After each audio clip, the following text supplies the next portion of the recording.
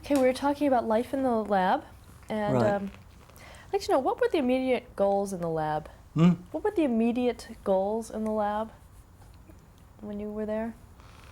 Well, the main thing, unfortunately, was just trying to keep the financiers happy. And how did you do that? Huh? How did you do that? Well, I never found out how. As I say, but this is really what you were working for. You wanted to do that. You realized they were putting money into the thing, and though you had visions of things, how did you get them to see those visions? And it's very difficult because to them, they have to me, no technical ability at all. I'll give you a good example of a little occurrence that really hurt my brother quite a bit. And one of the early experiments, we were having troubles. And we used to get so we'd have to work 2 or 3 days straight, and I mean straight through, trying to get the equipment to work. And Jess McCrogger, who is the representative of the financiers as far as I was concerned, Jess was in the lab there in this little copper room I mentioned, and we had the amplifiers and all that. We were having all sorts of trouble. They were breaking into oscillation and not stable at all.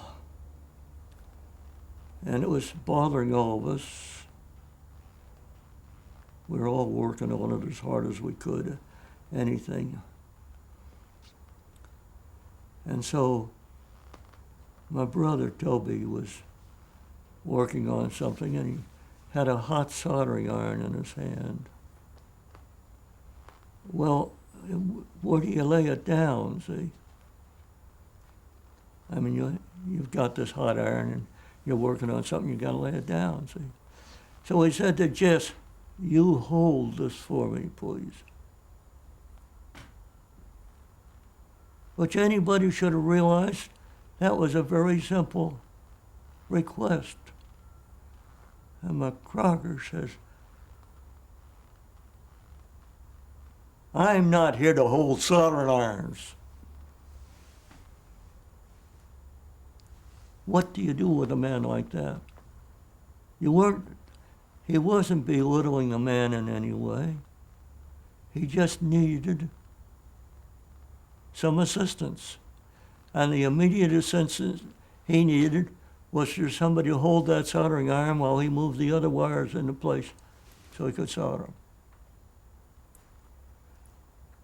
What did McCrogger want to see? What did McCrogger want to see? What do you mean, what did you want to see? What kind of results was he looking for in the early Anything days? that makes the stock go up and you could just sell it. It was, from my standpoint. Now, I don't know, I may be wrong.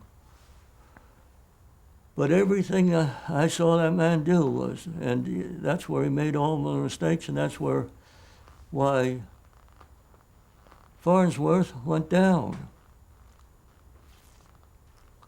A perfect example is he was one of the instigators with Nichols, who had come from RCA, to set the thing up as a going thing out there in Fort Wayne. They were going to do that. What were they doing? They were actually trying to show that they would give RCA the rights to all Farnsworth patents. What year was that? Was that later? In 37, wasn't it? 38? Yeah.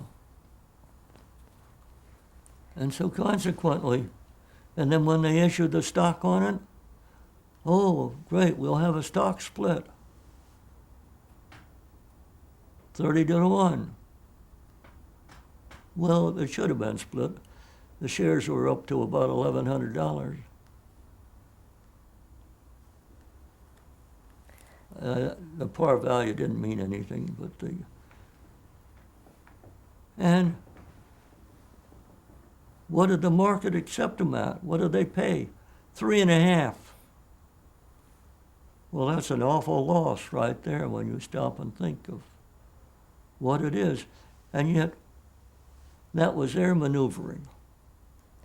But back in 1928. Yeah, I'll go way back now, yeah. Yeah, 28, 29. What was the mood like? I mean, you had, investors looking for things. Well, I was young, and I think the investors were getting, some of them wanted to get into something that was new, and there'd be a lot of money made in this media as well as there was in radio. I mean, radio had then blossomed.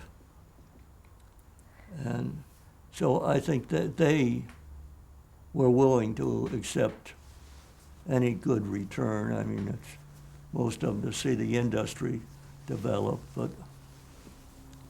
Well, what was the mood in the lab for the people that worked there? Did you feel you were on the verge of making history at that point? No, in the lab you never make history, really. You're working on the project in front of you. You're more concerned about that project than you are anything else. In other words, what people will think of what you're working on doesn't mean anything to you in the lab. When you're in there, you just want to make the particular problem you have in front of you. That's the advantage of it. You have all these problems coming up and no answers, and you have to give the answers. And so this makes it very interesting.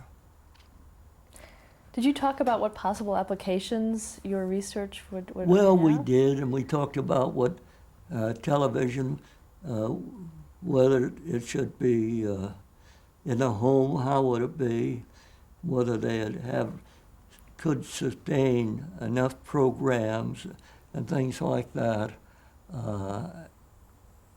But it really doesn't fit into current. I mean, it was more a case of things to talk about. And some of the things that they're doing today, take right there, when I look at that camera there and think of what it's doing, how much stuff we need to have had in it, how big the box would have had to been to hold all the stuff to do that. Because we didn't know. I mean, they changed things so much. Things as they develop. That's the thing in research work. As you open up one avenue and you see something else, you just are flabbergasted almost of what can be done. Well, in the research, then I'm sorry, this time I have to stop something.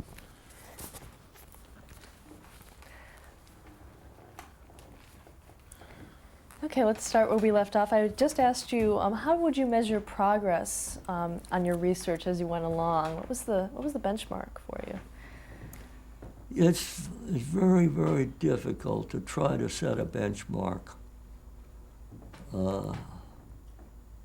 You can, for instance, say what the resolution of the picture is and how we can improve on that. But while you're working on that, then other things can change, so that pretty soon you almost forgot what you were working on. That the thing that you said, you can't predict that, well, if I can do this, that'll be the answer, because you don't know. You don't know what you're going to really do. to get the answer. Okay, you mentioned picture. When was the first time you saw a picture in that lab?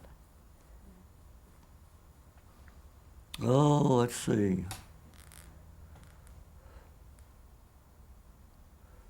I guess it was about 3 months after I first went there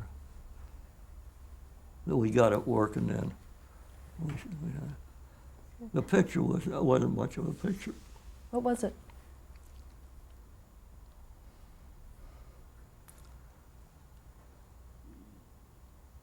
Let's see now. We had,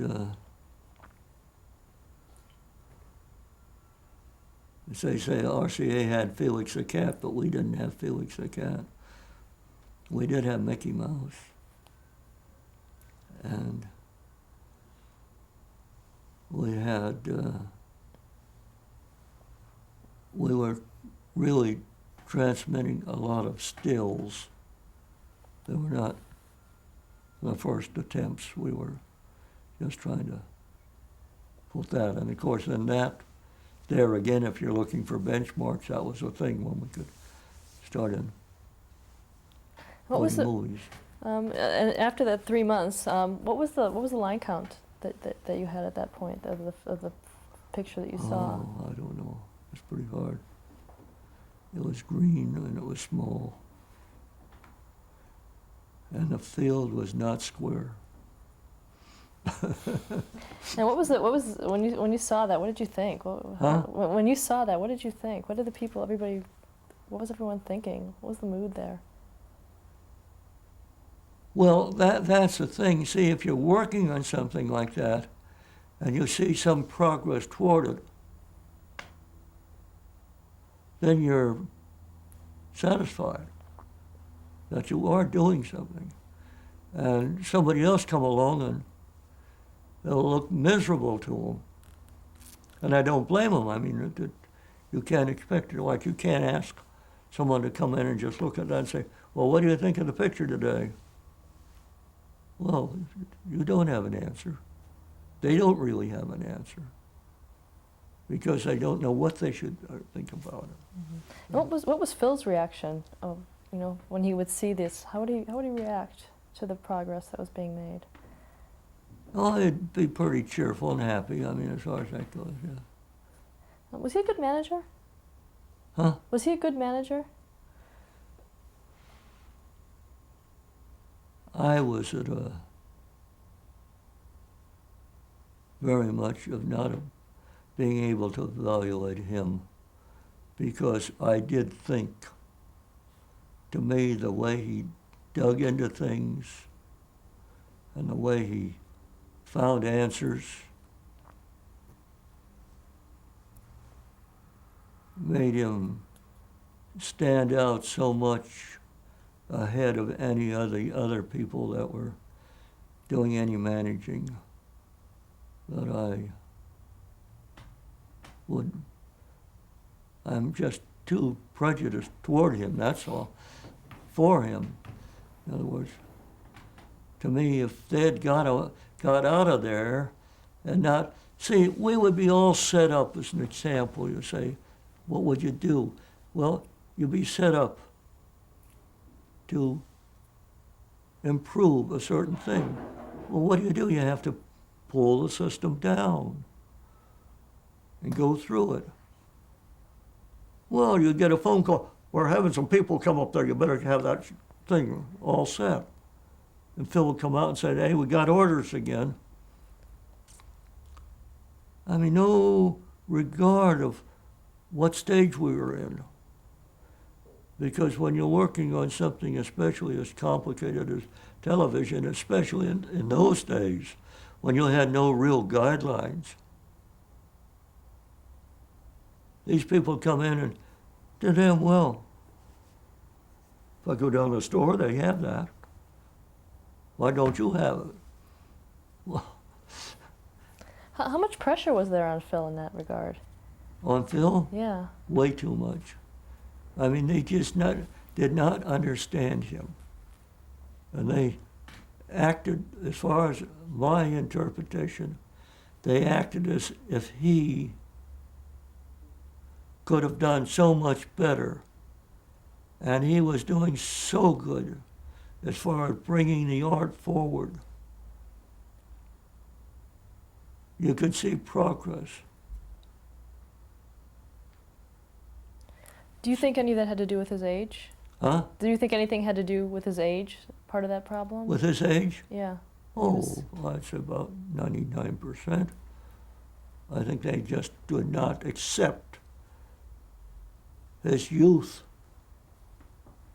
and his brilliance. That anybody to be as brilliant as he was should have been Zola's Methuselah. And that was their attitude. Now, the pressure that they put on him, did that flow down to you and to everybody else? Yes. Can you describe how? I mean, I know I felt it. I felt they were asking for absurd things myself. Well, as I say, when you're right in the middle of tearing everything down, which would take you about 4 days to do it, they'd schedule a show for the next day. And describe a show. What was a show? Oh, anything. I mean, a little piece of film with Felix the cat running around, or Mickey Mouse, and trying to think of who the girl's name was.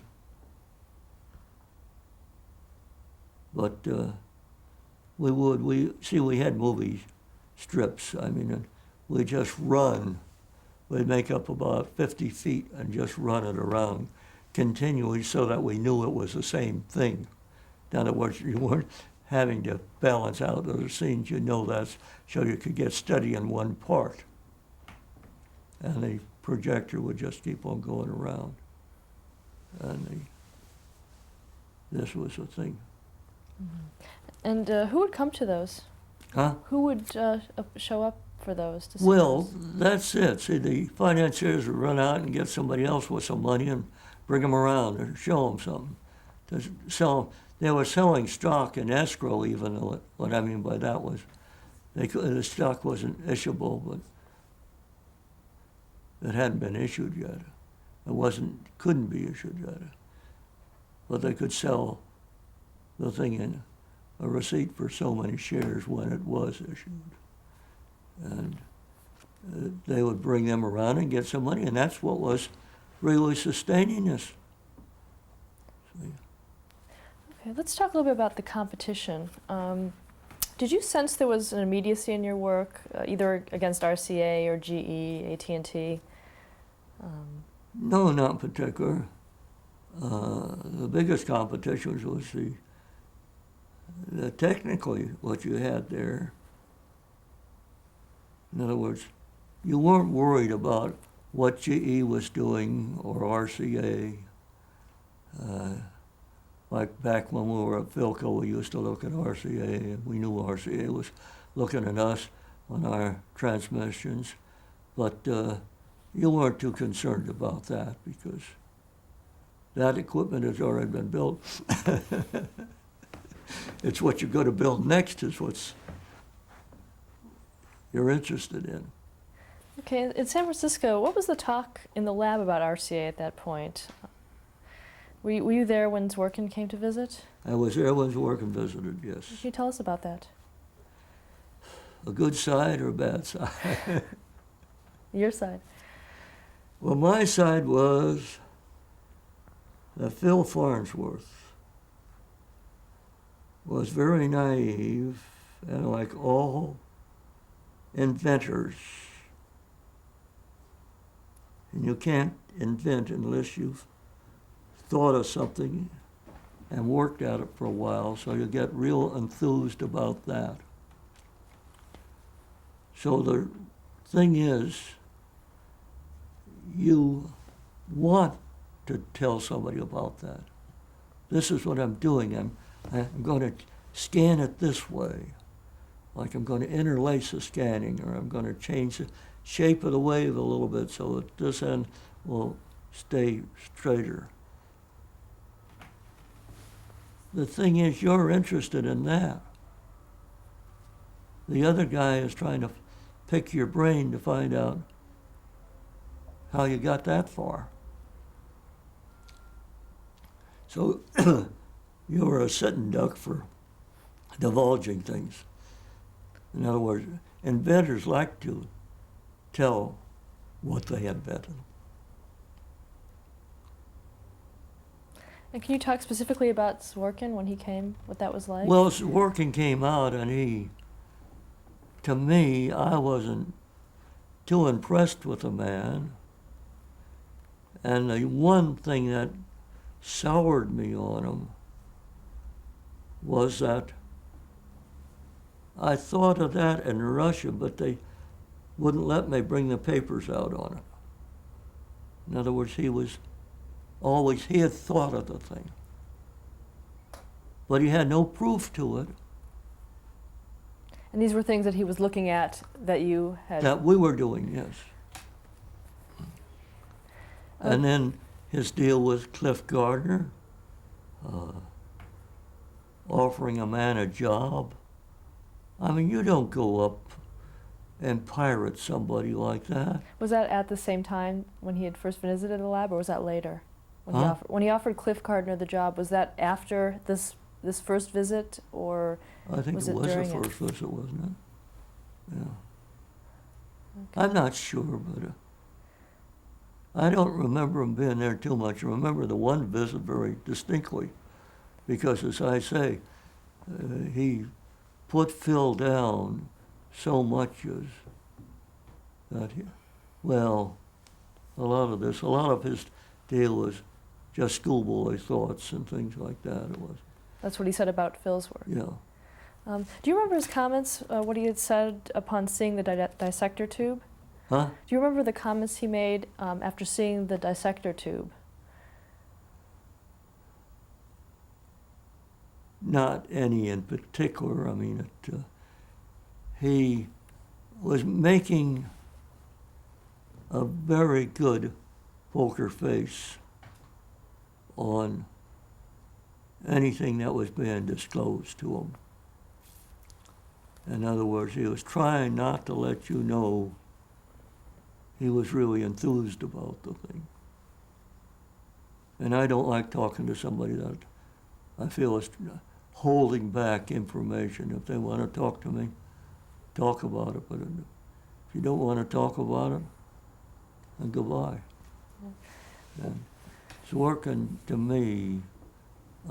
And then the proof of it was when we found out he had actually sent a telegram to Westinghouse to get his men in the lab there. He was at Westinghouse at the time.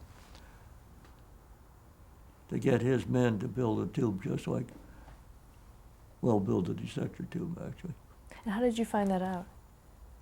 Well, later on, there was some patent suits back and forth and information transferred, and Westinghouse got a little put out with RCA. And so they said, hey, did you people ever see this copy of this telegram? It came right out of the Westinghouse lab. And when Zworykin left, what did Phil think of him? When Zworykin left, what did Phil think of him after he left the lab? Oh, Phil was very gracious to all people. And what did other people say after Zworykin left? Did they have other ideas? They said, well, here goes all our hard work. That was the communist comment. So they knew right away that that was going to happen? Yeah. Okay, were you there when Sarnoff himself visited the lab? Yeah. What happened then? Huh? What happened then? Can you describe that? Not too much. I wasn't actually. When Zworykin was there, he came out in the lab and was working around out there. I mean, walking around and the like. And Phil was with him and some other. And I forget who was with him.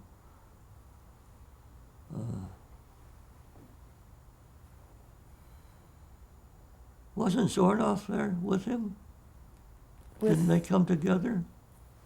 I'm not sure. Sarnoff and Zworykin?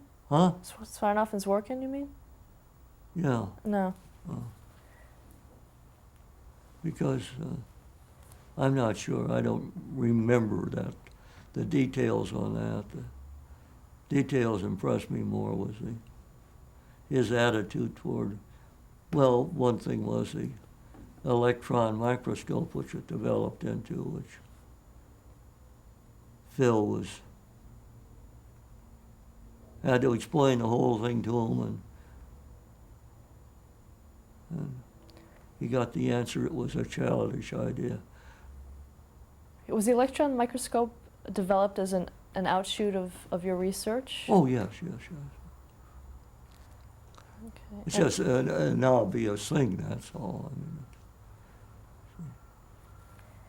Okay, let's talk a little bit about the publicity Farnsworth received at the time that you had started working there. When you began working with Farnsworth in 1928, was he getting much attention from the press at that point? very little, very little. In fact, there was very little when we first started on television by anybody. Why do you think that was? No commercial value to it. That was the thing. In other words, it was a gadget, but who wanted it? And were you there for the big press conference that was held in 1928? I believe I was, yes. Could you remember anything about it? Not too much, no. Was Phil pleased when he received publicity? Oh, yes, Phil liked publicity. How well did he handle the press? Huh? How well did he handle the press? Was he very facile with his comments? Well, I think Phil, of course, didn't talk over your head. He talked to you. And so, in his relationship with the press or anybody else, he was usually, to me, very clear, very much free of anything, pressure on him or pressure on you. He didn't want to put pressure on anybody. I mean, but And did he reveal a lot to the Huh? press? Did he reveal a lot of his findings to the press? oh, I think he revealed quite a bit. Yes, yes. Definitely. Okay, let's stop there. Sonny?